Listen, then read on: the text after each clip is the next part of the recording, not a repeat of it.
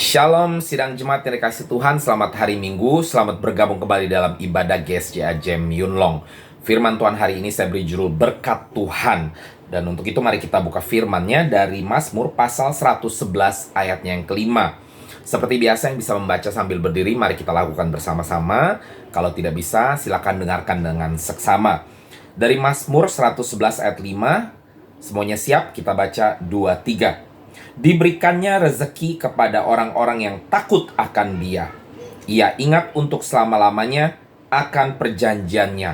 Mari kita berdoa. Bapa di surga, kami bersyukur hari ini kami boleh kembali beribadah bersama-sama dengan Engkau Tuhan. Kami rindu untuk mendengarkan suara-Mu, pesan-Mu Tuhan, dan dibangun oleh kebenaran firman-Mu. Untuk itu kami serahkan ibadah kami hari ini dari awal pertengahan hingga kepada akhir ke dalam tangan-Mu saja. Di dalam nama Yesus kami berdoa dan bersyukur. Haleluya. Mari kita semua katakan amin. Puji Tuhan. Saudara, ada 3 hal tentang berkat Tuhan yang ingin saya sampaikan kepada saya dan saudara. Diambil dari Mazmur 111 ayat 5. Yang pertama-tama saudara-saudara, dikatakan di sini diberikannya rezeki atau berkat kepada orang-orang yang takut akan Dia. Ini yang pertama saudara-saudara. Berkat Tuhan hanya untuk orang yang takut akan Dia. Jadi berkat Tuhan itu dikhususkan kepada saya dan saudara yang percaya akan Dia, takut akan Dia, mengikut Dia, dan setia kepada Dia, saudara-saudara ya. Kita tidak perlu takut kehidupan kita dari awal, tengah, sampai akhir ya. Nggak cuma ibadah, tapi hidup kita seluruhnya. Juga Tuhan yang campur tangan, Tuhan yang beracara, Tuhan yang mengatur, saudara-saudara ya. Filipi 4 ayat 19 berbunyi, Allahku akan memenuhi segala keperluanmu menurut kekayaan dan kemuliaannya dalam Kristus Yesus. Kita semua ingat akan lagu ini ya. Allahku kan memenuhi keperluanku menurut kekayaan dan kemuliaannya. Allahku kan mencukupi kebutuhanku di dalam Yesus Tuhan. Ini kata kuncinya saudara-saudara. Di dalam Yesus Tuhan. Sebagaimana Filipi 4 ayat 19 katakan ya. Menurut kekayaan dan kemuliaannya dalam Kristus Yesus. Jadi Allah akan memenuhi segala keperluan kita. Artinya Allah akan memberkati saya dan saudara di dalam Kristus Yesus. Ya. Jadi kalau yang di luar Kristus Yesus, apakah Allah bisa berkati apa nggak bisa ya?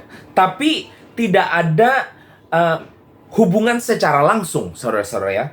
Kalau saya dan saudara yang mengikut Tuhan, mengikut Yesus, maka berkat yang kita terima ini karena hubungan kita langsung kepada Bapa di surga melalui Kristus Yesus Tuhan kita. Karena Dia telah menebus saya dan saudara, sehingga hubungan yang dahulu rusak karena manusia jatuh dalam dosa kembali baik. Dan kita memiliki hubungan langsung dengan Allah Bapa, dengan Tuhan sendiri. Sehingga berkat yang kita terima itu langsung, saudara-saudara. Ya, kita minta dikasih, kita tidak minta juga kita diberikan yang terbaik oleh Tuhan. Yang percaya katakan amin. Ya. Tetapi orang-orang yang tidak percaya kepada Tuhan bisa menerima berkatnya saat saya dan saudara mendoakan. Ya, teman-teman kita, majikan kita, keluarga kita yang tidak percaya akan Tuhan, kita doakan tetap, Tuhan tolong dia. Ya. Jangan sampai gagal, Tuhan tolong dia, ada masalah keuangan, ya segala macam. Tuhan bisa menolong tetap, tapi karena kita meminta pertolongan tersebut, ya. Dan bisakah, ada pertanyaan lain, bisakah Tuhan menolong tanpa orang-orang ya yang takut akan Tuhan memohon pertolongan itu atas nama orang-orang yang tidak percaya akan Tuhan? Bisa juga sebenarnya, tapi tidak banyak, saudara-saudara. Ya, jadi artinya di sini, kalau Tuhan memberikan rezeki kepada orang-orang yang tidak percayakan Dia, itu bukan berkat, tapi itu belas kasihan. Sementara rezeki yang saya dan saudara terima sebagai anak Tuhan adalah berkat, saudara-saudara ya. Tapi yang tidak percaya pada Tuhan menerima rezeki yang merupakan belas kasihan. Sebagaimana Matius 15 ayat 27 berbunyi, kata perempuan itu, benar Tuhan, namun anjing itu makan remah-remah yang jatuh dari meja tuannya. Ya, di sini wanita tersebut berkata, tolong aku Tuhan. Tetapi Yesus berkata, masa saya mau kasih makanan yang harusnya untuk saya punya anak-anak kepada orang lain, ya. Masa saya mau kasih berkat untuk anak-anak saya kepada orang lain? Masa saya mau lempar kasih ke anjing, ya? Lalu Tuhan katakan nggak bisa, ya. Harusnya hakikatnya nggak bisa, ya. Tapi perempuan itu berkata, dikatakan di sini, ya, tapi tetap aja kalau kita makan, ya remah-remahnya kan ada yang jatuh, kan bisa dimakan sama anjing piaraan kita, seperti itu, ya.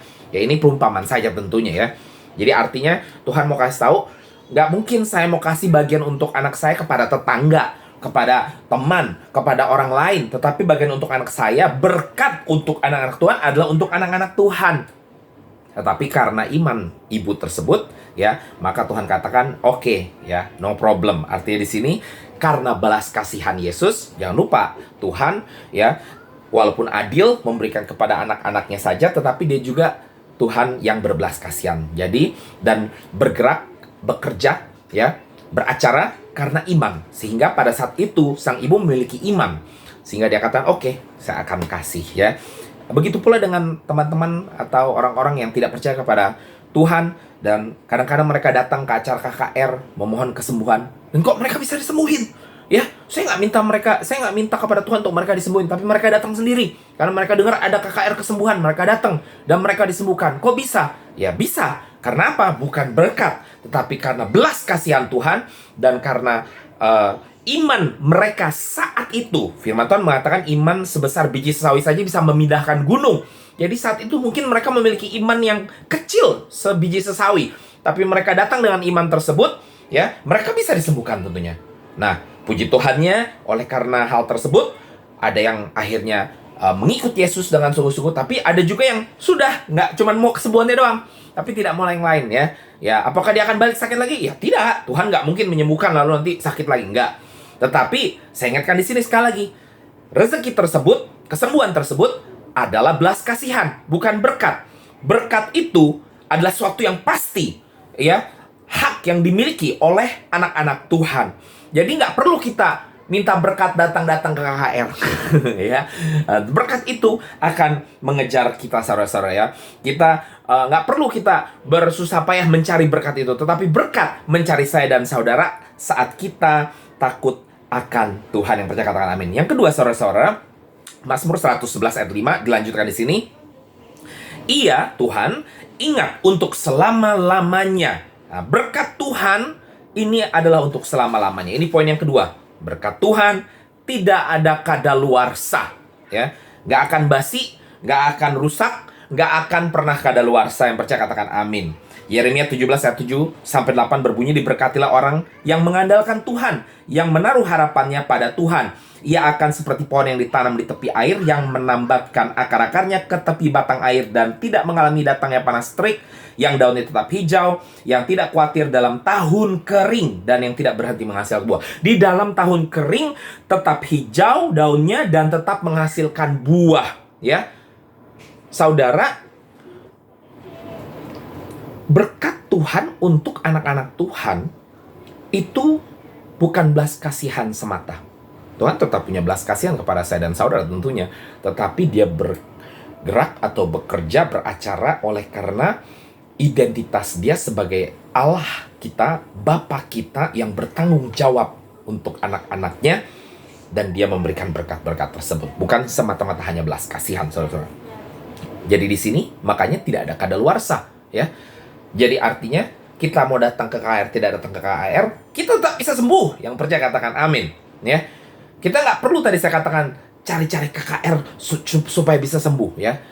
Pada saat kita percaya kepada Tuhan, dimanapun kita berada, Tuhan bisa sembuhkan, Tuhan bisa berkati, ya. Tuhan bisa lakukan mujizatnya. Yang percaya katakan amin, ya. Dan mujizat itu nggak akan berhenti, saudara-saudara. Berkat itu tidak akan berhenti, saudara-saudara. Tuhan akan terus sokong dengan berkat-berkatnya, ya, kepada saya dan saudara-saudara, ya. Karena apa? Ya, karena pada saat kita tetap di dalam Tuhan, itu kita seperti dikatakan Yeremia tadi, ya, kita seperti nempel ke sumber air, saudara-saudara, ya. Dekat, ya, pohonnya tertanam di tepi air, jadi nggak pernah kering, saudara-saudara, ya. Air itu terus mengalir, ya, terus menyertai, sebagaimana Yesus sebagai air hidup terus menyertai saya dan saudara-saudara. Sehingga berkat pun terus mengalir kepada saya dan saudara yang takut akan Tuhan. Nggak ada kadaluarsanya, saudara-saudara. Nggak ada kata nanti kalau pas lagi musim hujan, berkatnya baru mengalir. Kalau lagi musim kemarau, berkatnya nggak ada.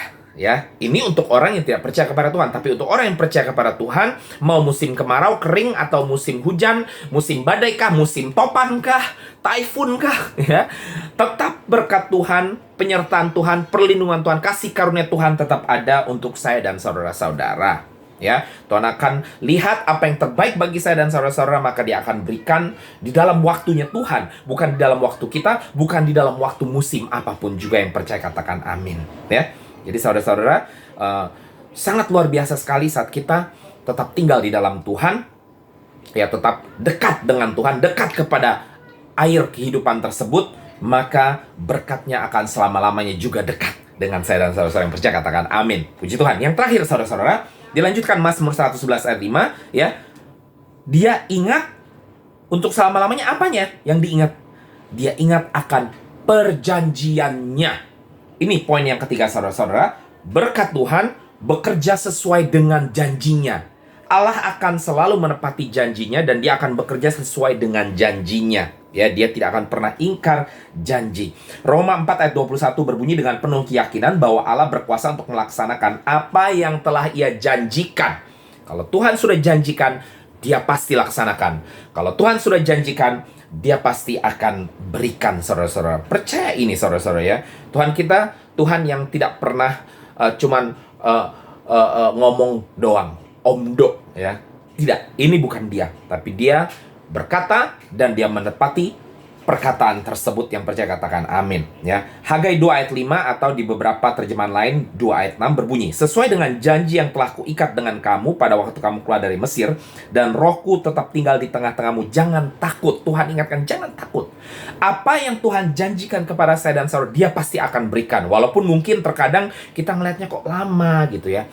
Tuhan tetap akan berikan, ya, saudara-saudara. Yeremia 29 ayat 11 berbunyi, sebab aku ini mengetahui rancangan apa yang ada padaku mengenai kamu. Demikianlah firman Tuhan, yaitu rancangan damai sejahtera, bukan rancangan kecelakaan, untuk memberi kepadamu hari depan yang penuh harapan. Jadi saudara, ya, Tuhan pasti akan tepati janjinya, ya. Kita nggak perlu takut. Namun demikian kita harus ingat, terkadang janji Tuhan itu nggak sesuai dengan apa yang kita mau. Bukan karena Tuhan, ya, pilih-pilih atau ya kayak main layangan, ya, tarik ulur, enggak. Tapi karena Tuhan pikirkan yang terbaik sampai kepada masa depan kita. Apa yang kita lakukan sekarang ini akan berdampak kepada masa depan. Jadi pada saat Tuhan, ya, melaksanakan janjinya, saudara, Dia tidak akan memikirkan hanya untuk satu masa ini saja. Dia tidak akan memikirkan hanya untuk satu KKR saja. Itu belas kasihan. Tuhan berikan, ya, oke, minta kesembuhan, saya kasih. Ya, sembuh, ya. Karena iman percayamu saat ini, saya sembuhkan.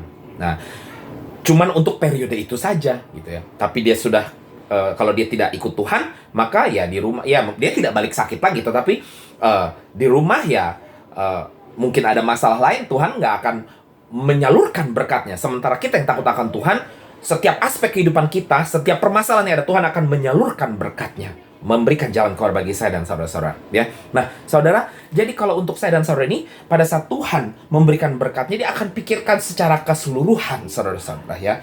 Misalnya kalau Dia berikan kita harta kekayaan langsung, tiba-tiba Dia bisa melihat bahwa, ya, 10 tahun dari sekarang, oleh karena kekayaan tersebut, kita akan lupakan Tuhan. Percaya, Tuhan gak akan kasih secara langsung.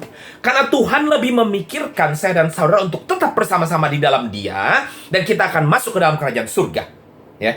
Jadi Tuhan akan pikirkan seperti Yeremia janjikan di sini. Ingat, Tuhan tepati janjinya. Jadi nggak cuma satu janji saja. Setiap janji Tuhan, termasuk di mana Tuhan mengatakan bahwa Tuhan merancangkan masa depan bagi saya dan saudara-saudara dengan harapan. Jadi kalau, ya, Tuhan janji mau memberkati secara finansial atau keuangan, tapi Tuhan lihat ini, kalau ini tipe orang seperti ini, kalau dikasih semakin banyak uang secara langsung, belum bisa tanggung jawab, pasti lupa Tuhan. Akhirnya janji Tuhan yang mengatakan ada harapan di masa depan akan buyar. Tuhan tidak akan lakukan ini. Mau cari suami yang kaya raya, boleh? Boleh. Tapi kalau mentalitas saudara tidak diubahkan, mencari suami kaya raya hanya karena saudara mau jadi nyonya besar yang kaya raya, Tuhan lihat ternyata di kedepannya, ini tipe-tipe yang bakal lupa Tuhan. Nggak akan Tuhan kasih saudara-saudara. Ya kecuali saudara maksa. Ya Tuhan tidak akan pernah maksakan ya. Tapi kalau saudara tipe yang terus mengikuti Tuhan, ya Tuhan nggak akan kasih. Walaupun saudara minta-minta ya. Tapi kalau saudara katakan, Tuhan saya mau punya suami yang ya berkapasitas ya. Supaya apa? Supaya bisa bantu pelayanan.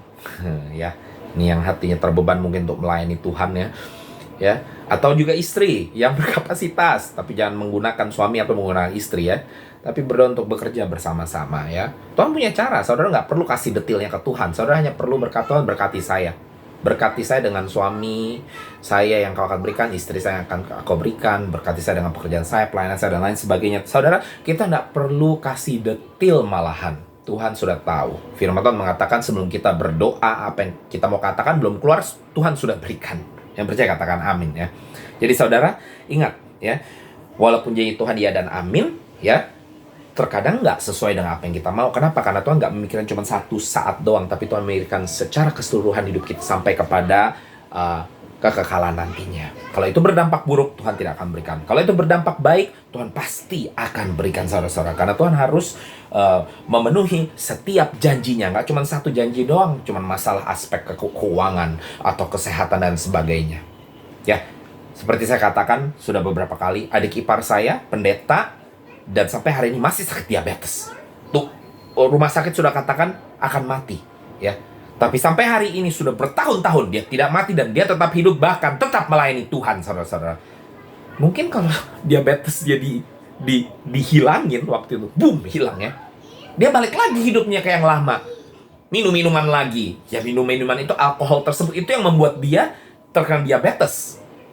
Ya, mungkin kalau dia disembuhkan, ya dia balik lagi, lo kan nggak masalah udah minum lagi. Ya, tapi karena dia memiliki diabetes, dia bukan saja tetap pelayanan kepada Tuhan, tetapi hidupnya menjadi sebuah kesaksian mujizat yang luar biasa, yang sudah katanya harus mati, sampai hari ini masih tetap melayani. Ya, Tuhan bekerja untuk seluruh aspek kehidupan kita dan sampai kepada kekekalan saat Dia menepati janjinya, saat Dia ya memberikan berkat-berkatnya, saudara-saudara. Jadi mari kita ingat ini ya. Untuk menutup, saya ingatkan, jangan takut sekali lagi ya. Apa yang Tuhan janjikan pasti Dia akan berikan ya, sesuai dengan kapasitas Tuhan. Ya, sebagai Allah yang berkuasa, Dia mampu melakukan segala sesuatu, tapi juga sebagai Ayah, Bapa surgawi yang bertanggung jawab dan tidak akan memberikan celaka kepada anak-anaknya. Dia tidak akan memberikan hal-hal yang membawa kita kepada kecelakaan, tapi Dia akan memastikan kita tetap dalam rancangannya kepada hari depan yang penuh dengan harapan. Yang percaya katakan amin. Mari kita ya dan amini hari ini bahwa berkat Tuhan hanya untuk orang yang takut akan Dia, tidak ada kadaluarsanya, dan bekerja sesuai dengan janjinya. Bagian saya dan saudara, terus pegang janji Tuhan, terus hidup di dalam Tuhan, jangan mau di luar Tuhan, karena hilang semua berkat-berkat ini. Semuanya cuma jadi belas kasihan. Terserah saudara, saudara mau terima belas kasihan apa berkat? Saya mau terus terima berkat, nggak mau belas kasihan. Belas kasihan itu kalau kita sudah sebagai anak Tuhan, kita nggak perlu meminta belas kasihan. Tuhan pasti akan berikan belas kasihannya terus-menerus, karena sekali lagi belas kasihan untuk anak-anak Tuhan merupakan berkat, bukan sekedar belas kasihan semata. Dan bagian kita yang lainnya juga mengingatkan kepada orang-orang sekeliling kita, saudara-saudara, apakah mereka hanya mau menerima remah-remahnya saja, atau mau menerima belas kasihan saja di dalam waktu-waktu tertentu, menerima berkat atau kesembuhan hanya pada saat datang ke KKR, atau mau diberkati Tuhan di sepanjang kehidupan. Maka harus percaya Yesus. Katakan kepada mereka, haleluya, puji Tuhan. Mari kita berdoa. Bapa di surga, kami bersyukur hari ini Engkau ingatkan kami kepada berkat-Mu Tuhan. Berkat-Mu luar biasa Tuhan untuk anak-anak-Mu, dan tidak ada masa berlakunya kadaluarsanya, dan selalu bekerja sesuai dengan janji-janji-Mu Tuhan. Kami bersyukur kami menjadi anak-anak-Mu Tuhan. Tolong kami untuk tetap setia di dalam Engkau Tuhan. Dan kami percaya setiap janji-Mu ya dan amin. Apa yang Kau janjikan dalam kehidupan kami pasti akan dan datang Tuhan. Terima kasih Tuhan Yesus. Terus berbicara kepada kami dalam kehidupan kami Tuhan. Dan terus tolong kami Tuhan untuk menjadi alat-Mu dan berbicara kepada orang-orang di sekeliling kami juga Tuhan. Supaya lebih banyak lagi orang yang diberkati oleh Engkau. Bukan sekedar menerima belas kasihan dari Engkau. Terpujilah nama-Mu Tuhan. Di dalam nama Yesus kami berdoa dan mengucap syukur. Haleluya. Mari sidang jemaat yang kasih Tuhan, angkatlah kedua tanganmu. Terimalah berkat dari Allah Bapa dan kasih karunia dari Tuhan kita Yesus Kristus disertai dengan persekutuan di dalam Roh Kudus yang menguatkan saya dan saudara sampai kepada Maranatha Yesus datang kali kedua. Di dalam nama Yesus kami berdoa, haleluya. Mari kita semua katakan amin. Puji Tuhan, shalom, selamat hari Minggu.